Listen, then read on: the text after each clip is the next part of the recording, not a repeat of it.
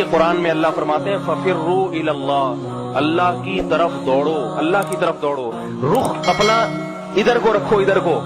اس دوڑ میں اگر لڑکتے پھڑکتے بھی پہنچ گئے اللہ قبول کر لے گا، لیکن آج مسلمان اللہ کی طرف دوڑ نہیں رہا، اس کا زاویہ دنیا کی طرف ہو گیا ہے، وہ گناہوں کی دلدل میں پھنستا چلا جا رہا ہے، وہ ادھر آنے کی کوشش ہی نہیں کر رہا۔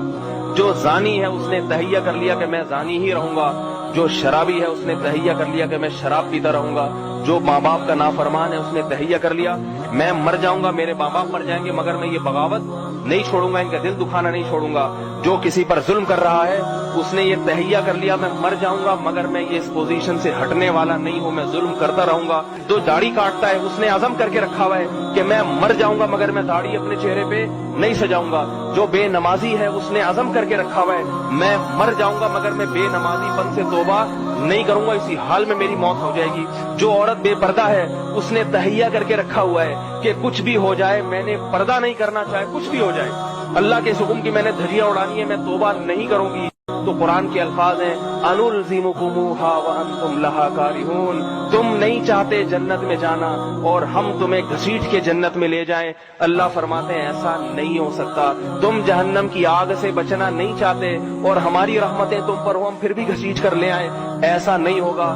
پہل تمہیں کرنی پڑے گی، تھوڑی سی رغبت تمہیں دکھانی پڑے گی، پھر ہماری رحمت کے دریا اور سمندر تمہارے اوپر ہم الٹ دیں گے، امڑ دیں گے، بھر بھر کے رحمت بہائیں گے تمہارے اوپر، تمہیں پہل کرنی پڑے گی۔ اور اگر تم ڈھیٹ ہو، تم اکڑے ہوئے ہو، تو میں خدا ہوں، میں تمہاری ڈھیٹ اور اکڑ سے ڈرنے والا نہیں ہوں، جہنم کی آگ میں جلا کے کوئلہ بنا دوں گا۔ قرآن کے الفاظ ہیں وَهُمْ فِيهَا كَالِحُونَ، فرمایا آگ میں جلیں گے اور جلتے جلتے کوئلہ بن جائیں گے۔ تَلْفَحُ وُجُوهَهُمُ النَّارُ، جہنم کی آگ ان کے چہروں کو جھلسے گی اور اللہ پھر ان کو تانا دیں گے أَلَمْ تَكُنْ آيَاتِي تُتْلَىٰ عَلَيْكُمْ، کیا میری آیات تمہیں پڑھ کے نہیں سنائی جاتی تھی کہ اس آگ میں تمہیں جانا ہے، اس آگ میں تمہیں جلنا ہے۔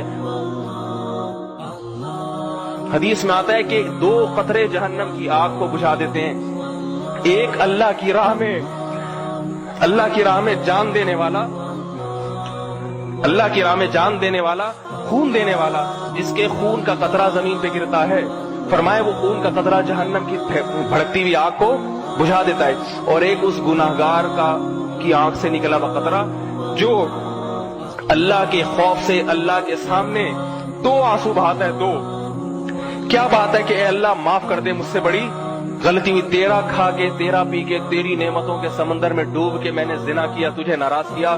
قرآن میں آتا ہے ان الذین ینادون لمقت اللہ اکبر من مقتکم انفسکم، جب اہل جہنم میں جلیں گے تو، اور بعض روایات میں آتا ہے غصے میں نا اپنی انگلیاں اپنے منہ میں چبائیں گے، غصے میں۔ غصہ کس پر ہوگا؟ اپنے آپ پر، کہ ہمیں کیا ہو گیا تھا، ہم نے کیوں توبہ نہیں کی۔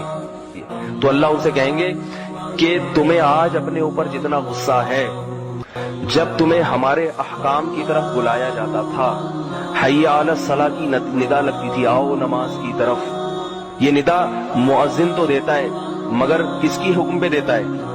اللہ کے۔ یہ آواز مؤذن کی نہیں ہوتی، حقیقت میں کس کی آواز ہوتی ہے؟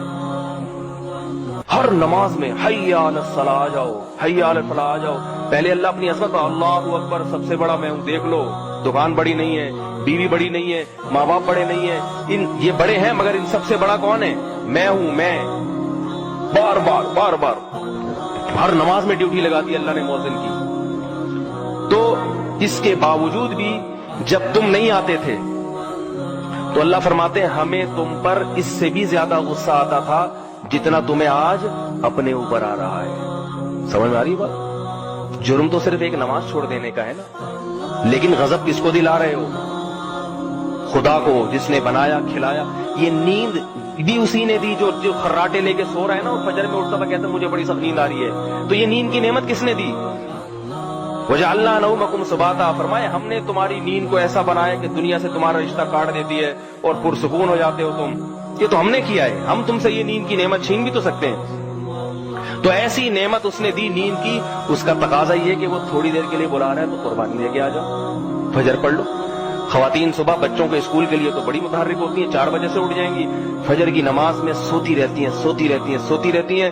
جو پکی نمازی ہیں وہ پھر آخر میں 2-3 منٹ پہلے اٹھ کے ہڑ کر کے 2 فرض پڑھ لیے، نہیں پڑھے قضا ہو گئی، اور جو کچی نمازی ہیں وہ پھر وہ بھی چھوڑ دیتی ہیں۔ لیکن اسکول کی ٹائمنگ دیکھو، جیسی وین آنے والی ہوتی ہے سب پہلے سے ناشتہ بنا کے ٹفن، بچے کے کپڑے بھی استری، اس میں کوئی یہ نہیں کہتا کہ ایکچولی رات کو ذرا دیر ہو گئی تھی سونے میں، جب سے بالغ ہوئے اذان سنتے چلے آ رہے ہیں، سنتے چلے، اللہ مہلت دے رہے ہیں، اب توبہ کر لے گا۔